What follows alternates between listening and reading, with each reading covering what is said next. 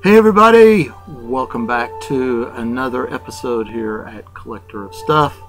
Monty here, wishing everybody a wonderful December and Christmas season. It is fast upon us. We're just a couple of weeks away from Christmas, aren't we? It has snuck up on me as well as it may have some of you guys.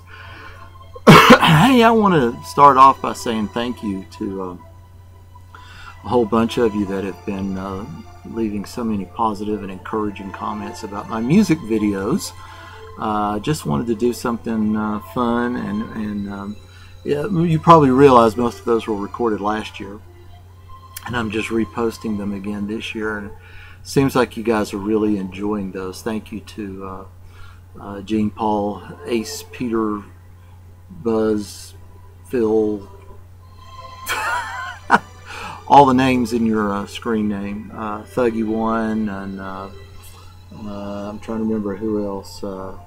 Several of you guys have posted very encouraging, positive comments about the piano music, and just want to do something fun to celebrate Christmas with you guys and my YouTube friends. So thank you for all those positive comments. I have another one or two up my sleeve that you'll probably see in the next few days. So got a lot of things we'll show you.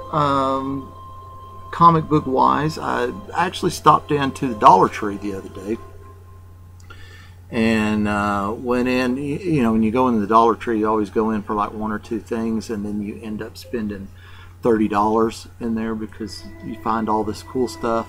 I made the mistake of going into the toy shop or toy aisle and found a whole bunch of $1 toys. For instance, I found the Simpsons figures. All these were $1 a piece. I thought these were pretty cool, actually. There's Homer and Marge. Yeah, they're pretty cool little figures for a buck. Bartman. Da-da-da. I kind of wish they just had a picture, a figure of Bart, but that was the only ones that they had. Lisa with her saxophone, and baby Maggie with her passy. But yeah, you know, for a buck a piece, those are pretty cool. And then I found Gumby and Pokey. How many of you guys remember Gumby and Pokey?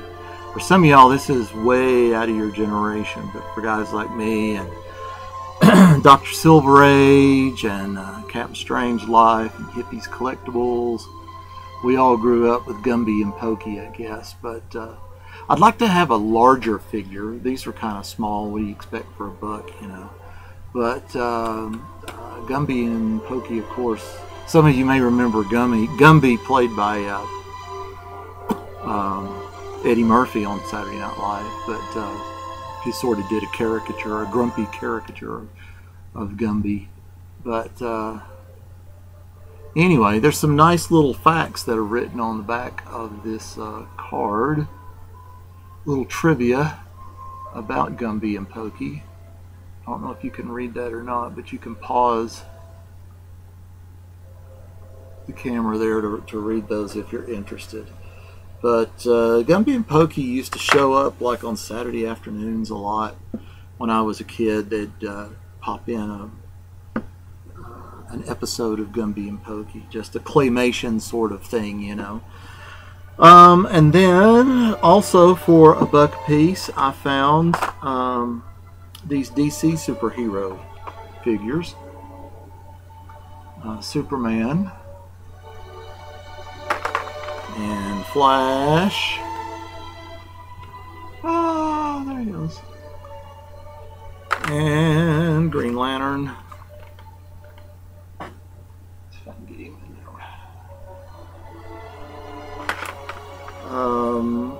For some reason, I bought 2 Jokers, and I don't know why I stuck 2 Jokers in my bag, but I did. And then there were According to the back of the cards, there are 4 different Batman figures. I only found 3 of them. Don't know why they made 4 different ones and didn't make a Wonder Woman or an Aquaman or something else like that, or you know, another villain kind of thing. But those were the three Batman figures that I found. So, you know, for $1, what do you expect?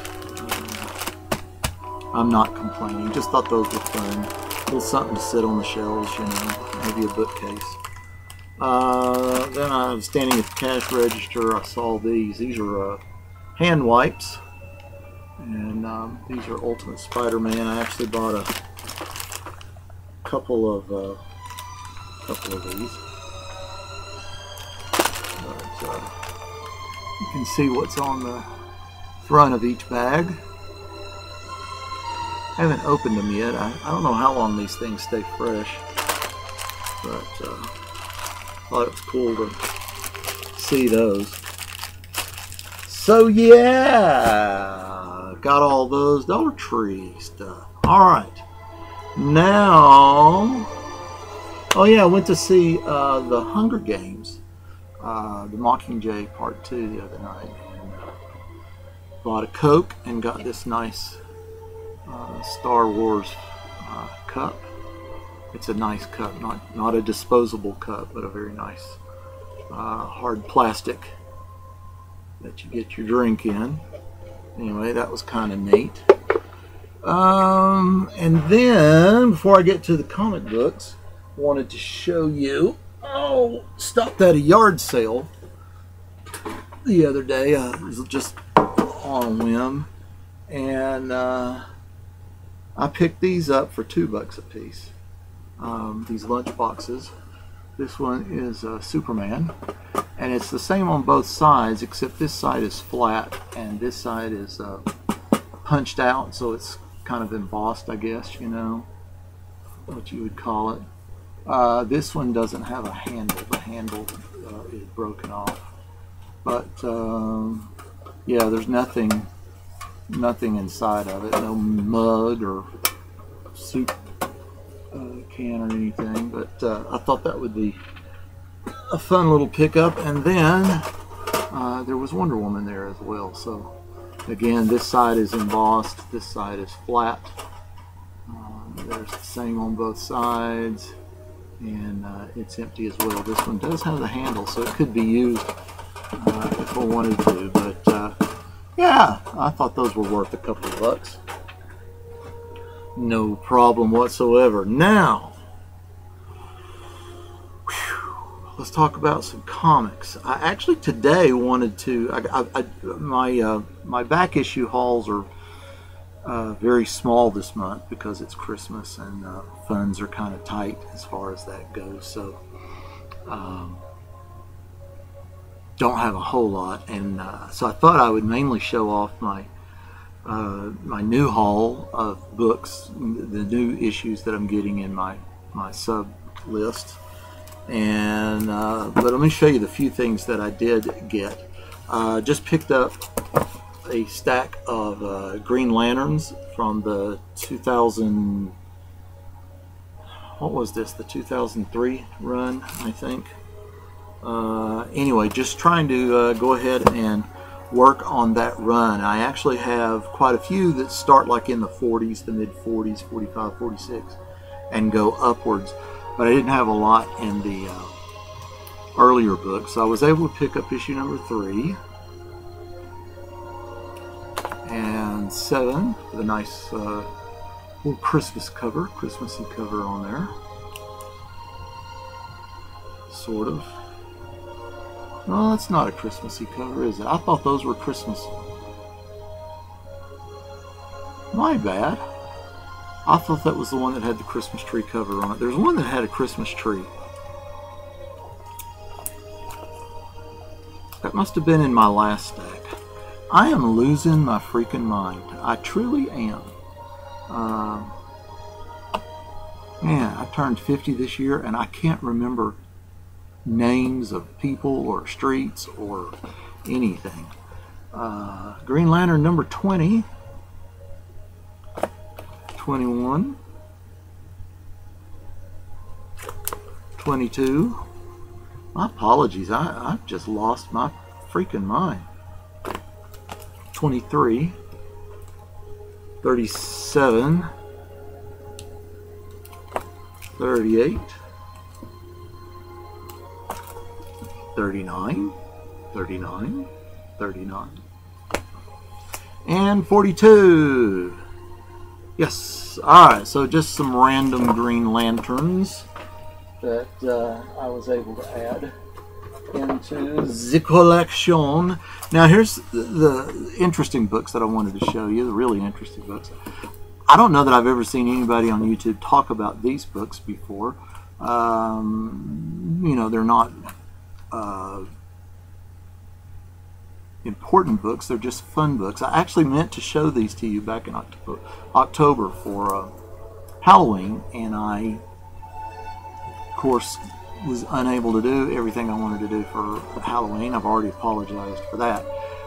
This is a Marvel set of books, and as far as I know, there are only 4 in this little series that ran from December of '93 into March of '94. And they're all based on the character of Dracula, and it's Dracula versus different Marvel characters. Let me show you what I'm talking about. This was the first in the series, and this was released December of '93. And this is called the X-Men versus Dracula. And the reason I'm showing you these is I just picked these up. Mutants versus Monsters is the title of this story. They're just one-shots that they did featuring Dracula versus some X-Men or Marvel characters. This one is X-Men. And yeah, they started in December of '93 with that one, and they all are marked #1, but they're just one-shots. And again, as far as I know, there was just these 4 issues. Those are the only 4 I've ever been able to find mentioned on the internet. So if there are others that I'm unaware of, please let me know in the comments. This was the second one released that came in January of '94, and this was Spider-Man versus Dracula. The Spider and the Bat.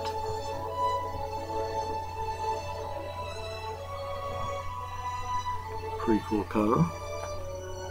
The third one was February of '94, the Silver Surfer versus Dracula. The Cosmic Battles the Undead. Well, you can see that cover there. But these are fun stories, just featuring Marvel characters versus Dracula. And the last one, which came out in March of '94, is Doctor Strange versus Dracula. The most uncanny battle of all. So they released, like I said, all 4 of these as one-shots. So yeah, it's a fun little series of books. There we go. If I can get them all, can't hardly show them all, can I? Yeah, but that was a fun little pickup there as well. Let me set that down there. Okay, what have I been reading? Let's see. Oh yeah, I was going to show you that too, that catalog.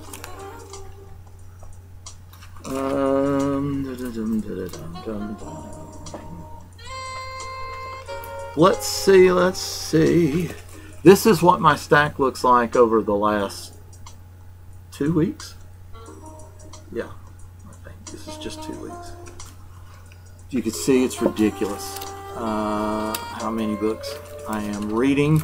Let's go through just to kind of give you an idea. And this may not be all. I just grabbed my pile of what I've read recently and what I have to read, my to-be-read list, and just kind of brought them over here to the desktop so that you could take a look at them with me. And I don't know that I have them in any particular order, like by publisher. Let's just go through them and see what's on here, because I don't talk an awful lot about my current haul list. I do a lot of the back issue stuff. This is issue number 4 of Aliens Vampirella from Dynamite Comics. This is a mini-series. I do not remember how many this is. I know there's going to be a number 5, and I don't remember if this was 5 or 6 issues. Not as good as it could have been. So far it's been almost all Vampirella and very little aliens through the first 3 issues. I haven't read this one yet, so in fact I just got my books for last week yesterday in the mail. I get all my new books from I pull this from Midtown.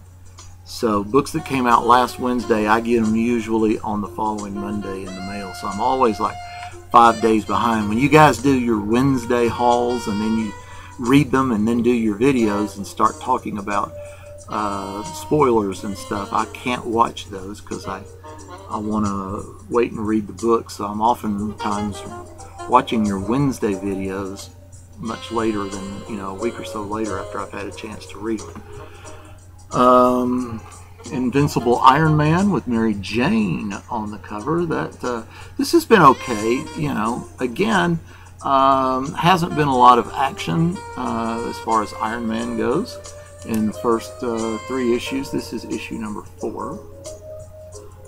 Again, I haven't read this, so I'm curious to see how Mary Jane is fitting into the storyline. Gotham by Midnight, number 11. This is going to end after issue number 12. Sad to say, if you're not reading Gotham by Midnight, it's started off as sort of an X-Files division of the Gotham City Police. They were investigating paranormal kind of stuff, but it's quickly evolved into another story of Jim Kerrigan as the Spectre. I guess there's just not enough readership going on in this story. I loved it so far. I thought it was great. I wish it had stuck more with the original storyline. I don't mind adding the Spectre to it, but the first 2 or 3 issues where they were investigating paranormal stories was really cool, and it was a great idea, and I thought that was where the book was going. It didn't dawn on me that Jim Kerrigan was the Spectre, and that he, that was where the book was going to go. But anyway, Batman and Robin Eternal, this is number 10. I've read all of them up to this one. I haven't read number 10 yet. This one started slow for me, but I'm getting into it more and more. But would love to have just a good old-fashioned Batman and Robin book once again. Green Lantern, number 47. Hal Jordan is currently being viewed as a villain, a bad guy on the run, and trying to defend himself again. I guess, Hal Jordan's always been sort of the good guy, bad guy, back and forth. All-Star Section 8, number 6. This is the last issue of this mini-series. Kind of glad it's over with. I actually tired of it around issue number 4, but knowing it was a 6-issue series, I had to go ahead and get the other 2. So if it had been ongoing, I would have stopped it a long time ago. But and if you don't know anything about it, it's just a group of ragtag wannabe superheroes who are trying to put together or regroup an old team that they used to have, and they needed a last final hero to join the team, and so they've been going through all the Justice League members. Every issue has had them contacting Batman or Wonder Woman or Green Lantern or somebody to try to ask them to join their Section 8 team, but to no avail. And they're kind of a gross, most of the characters are kind of gross and foul-mouthed and that kind of stuff. It started out fun, but I was tired of it by issue 4, but completed the series. This is from IDW, the X-Files Season 11. This is issue number 5. Of course, it just continues the X-Files TV series. And with this issue, they also released this month a variant cover of Archie Comics, Archie Cover Month for IDW. And so here is the variant with the X-Files, same issue number 5, with Betty from Archie Comics there on the front as well. So I picked up the variant on that one. Just continuing the X-Files TV show. I've talked a little bit about that. If you're a fan of the X-Files, you will love the comic. If you aren't a fan of the X-Files, you will hate the comic. We Stand on Guard, issue number 6. It's the final issue. I hate seeing this one end. This has been so much fun. Again, I haven't read number 6 yet, but this is, like I said, the final issue. We're going to see how it comes out in the war between Canada and the United States. I hope the U.S. kicks butt, Cammy. Just kidding. Yeah, it'll be fun to see how this ends, but great series. It was really, really fun. And basically the story centered around a group of vigilantes who had survived by staying in the woods, living in caves, that kind of thing, and the Canadian side who were trying to thwart U.S. troops and U.S. Tanks and machines and all that stuff. So, issue number 12, we've completed 1 year of Birthright from Image. Continues to be a very, very fun read. And though I continue to wonder if they don't give us a little more background about where the main character disappeared to and what was going on while he was gone from the Earth that he knew. I'm just curious how long they can keep the story up without giving us a little more information there. Just had to have this one because I love the cover. This is from IDW and Disney Comics, the Mickey and Donald Christmas Parade. Oh, come on, guys. Isn't that a fun cover? It's Christmas time. Mickey and Donald and Santa. You gotta love it. I love my Christmas cover comic books. Any books that have something Christmassy on the cover, doesn't matter who it is or what it is, I'm a sucker for, and I'll pick it up. So I had to pick up the Mickey and Donald Christmas Parade. Issue number 6 of 6. So this is the final issue of Star Trek Green Lantern from IDW and DC. Again, I'm a sucker for crossovers. I know some of you guys hate crossovers. You're tired of them. Yes, they get overdone quite often, but I also am a sucker at times when it is when it involves series or characters that I really am involved with. I love Star Trek. I love Green Lantern.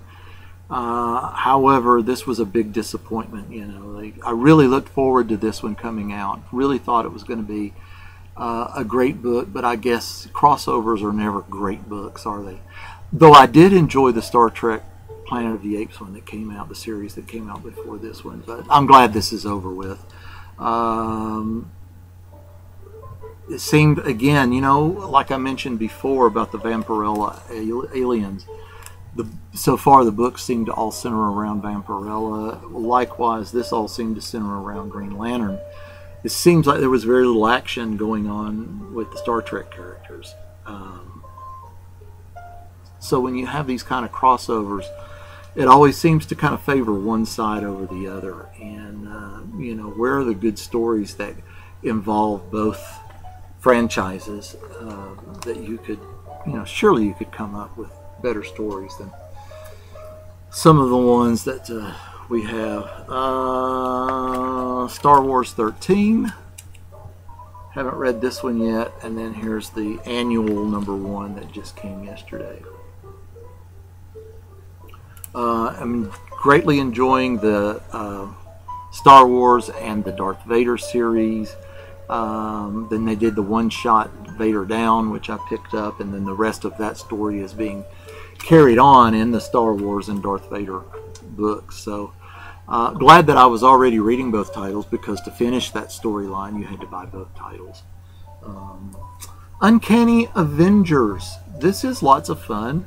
I have not been a reader of current Avengers titles in the recent past, but this is issue number 3, and I've started reading this one largely because I wanted to see the interplay between Spider-Man and Deadpool, who are both members of the Avengers in this series, also Johnny Storm. And I just figured with those 3 you're going to have a lot of tension, a lot of sarcastic interplay, and so far that has been true and accurate. I'm looking forward to seeing what the Spider-Man Deadpool book looks like next month. That starts issue number 1. But this Uncanny Avengers has been lots of fun so far up in the first couple of issues. Of course, Batman 47 and Detective Comics 47. Still reading through the Batman storyline, though I'm just dying, just chomping at the bits for Bruce Wayne to come back. And my son, who's a comic reader as well, he keeps arguing with me that the Jim Gordon as Batman storyline is good for the franchise, good for the series, and there's a lot of people his age, he's 20, there's a lot of people his age who are really enjoying that storyline that's currently going on.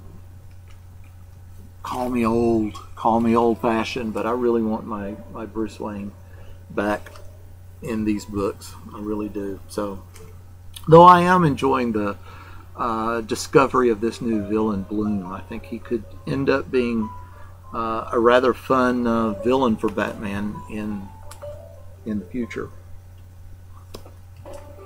I haven't read the last 2 issues of Gotham Academy yet, issue number 12 and issue number 13. If you're not reading this, this might be considered a children's or young teen title. It's rated T for teen, but I'm enjoying it. Just a little lightheartedness. It's all about the Gotham Academy School. They're in Gotham City, and Damian Wayne has been a part of this school at one point, and not sure where it's going to tie in with the Robin Wars storyline that's going through some of the Bat books, so that will be fun to see when I get to reading that book. Green Arrow 47. I actually just started reading Green Arrow like about 7 or 8 issues ago, so I haven't. I picked up the trade, if you remember, of the very first trade of the first volume of this, and it was awful.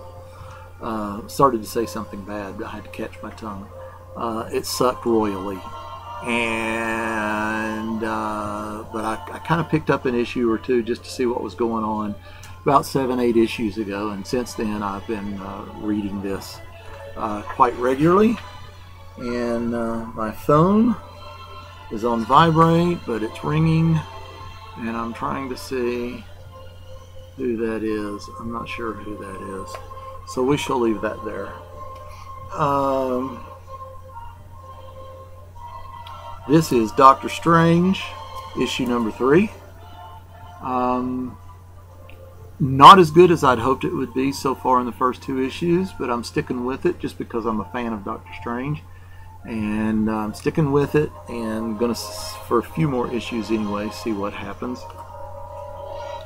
Howard the Duck. This is number 2 in the newest volume that's been going on. The last one that was like 5 issues was great. So far these first 2 issues have not lived up to that same standard, I guess. Harrow County from Dark Horse, the Harrow County number 8. Great book, great series. Very creepy, very not super scary, but very creepy. I like the atmosphere. I like the sort of the woodsy country atmosphere with all the ghosts that live in the woods. Great story. I picked up Harley's Little Black Book number 1 featuring Wonder Woman. This looks like it's going to be a bi-monthly book, so each issue, it says, is going to feature someone else from the DC universe, a tie-in. So that should be fun. I'm not a regular reader of Harley. As a matter of fact, I know how popular that she is in the comic book series. I actually had to do a little research because having not read Harley in the last year or so, I remembered her as this villain with the Joker, and I had to kind of figure out, why is she sort of a not a superhero, but sort of an anti-hero. What do they call those? Yeah, anti-heroes or something. So yeah, I'm kind of getting back into speed with Harley, but I know she's extremely popular, not just with females, but with male readers as well. One of the most fun books that I'm reading right now is The Amazing Spider-Man. This is issue number 4. This is a great series. What else can I say? It's Spider-Man. I picked up issue number 1 of Batman and the Teenage Mutant Ninja Turtles. Teenage Mutant Ninja Turtles. Heroes in a Half Shell. That's right. This is fun. I really enjoyed this first issue. You kind of go, Batman and the Turtles, how is that going to work? This is not the cartoony version of the Turtles. This is more the original comic book version of the Turtles. So there's a lot of attitude and a lot of, well, let's just say it's just not your little kids' Turtles, the Saturday morning version. And after one issue, I'm hooked. I think this is going to be, yeah, 1 of 6, so there will be 6 issues, 5 more issues coming in that. A lot of fun. Walking Dead, this was number 149. Continue to read that. Love it, love it, love it. Love the TV show, love the comic books. Daredevil, number 1 in the newest volume. Is that not a cool looking cover or what? Really, really liked this. I'm looking forward to more of this new volume of Daredevil. Here was Spidey, the new number 1. This is a cool book. This was the first issue, just came out this month. This is a series that's going to go back and sort of go back to Peter Parker's younger days. In the current Amazing Spider-Man series, you know, he's wealthy, he's got his own industry, sort of Bruce Wayne-ish, a lot of money to spend, a lot of traveling, that kind of thing. But this goes back to when he was young, but it's set in today's timeline. So teenagers are using cell phones, they're twittering and facebooking and tweeting and all the stuff that teenagers do and young kids do. So it's going back to when, in fact, I was hoping it would not be another retelling of his origin. Well, they actually did an origin story on one page, about how he became Spider-Man. So that was cool. That was all right. I could live with that. I just didn't want a whole other issue of his origins. But yeah, this is all about a young Spidey, as if the story originated today, in today's timeline. And so I'm looking forward to it. It was a lot of fun. The artwork was great. And another Spider-Man story. Paper Girls, number 3. Love this, man. This is so cool. Brian K. Vaughan strikes gold again with Paper Girls from Image. And I have no idea where this storyline is going. I can't even guess, and that's one of the cool things about it. Issue 1, I thought I knew. Issue 2, okay, they've changed direction. Issue 3, we're going somewhere else. Total fun. Can't wait to see how the storyline ends up. And then the last thing that I got, my son actually gave this to me. I did not buy it. I'm not a reader, but I may be now. He actually had ordered some books online, and the seller sent him 2 copies, double copies of Spider-Woman number 1. And so he gave me one of the copies.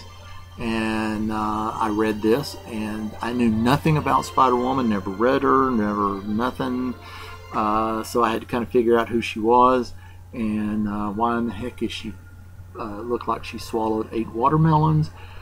She is pregnant. We don't know by whom or what the baby is or anything at all. So, but it was a lot of fun reading that. I was kind of quite pleasantly surprised. I really enjoyed that.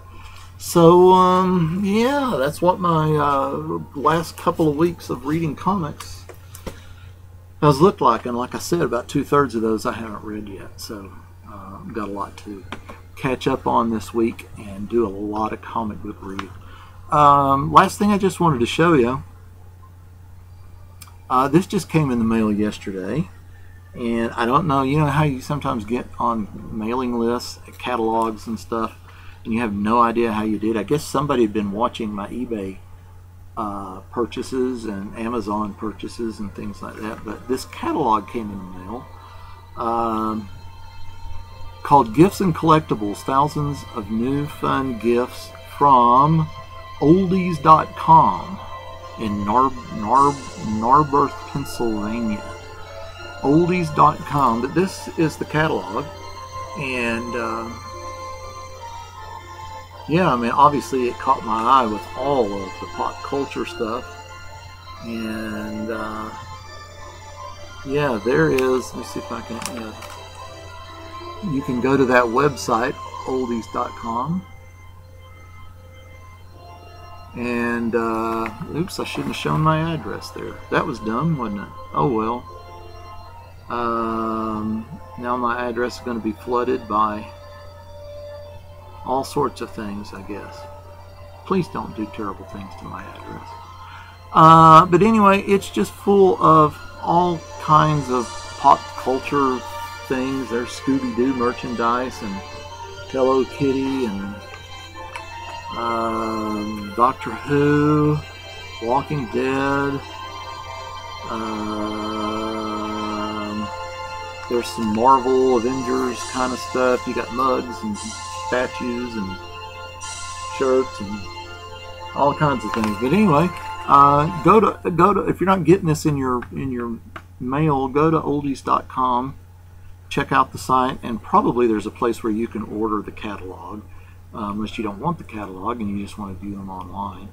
I'm a catalog kind of guy. I like holding things in my hand like that and looking at them. But you know, there's some Disney, Frozen, and Mickey Mouse, and all kinds of stuff there. So it was really cool. I'm glad it just showed up. I have no idea how I got on their list, but it showed up. Wanted to show that off to you guys so you share the fun with you. All right. Well, again, as always, if you like the video, give it a thumbs up. Sorry it's so long. Leave your comments below. Love to hear from you. If you haven't subscribed yet to the channel, please do. And again, thanks for your encouragement and positive words about the Christmas music I've been sharing with you guys. And hope you look forward to some more of that before the month is over. Merry Christmas. I am unashamed to say that. If you don't like Merry Christmas, tough. It's my channel. Merry Christmas to everybody. Male, female, black, white, whatever you are. God loves you, and Merry Christmas to everybody. Remember the true reason for the season, and until next time, thanks for watching. Bye.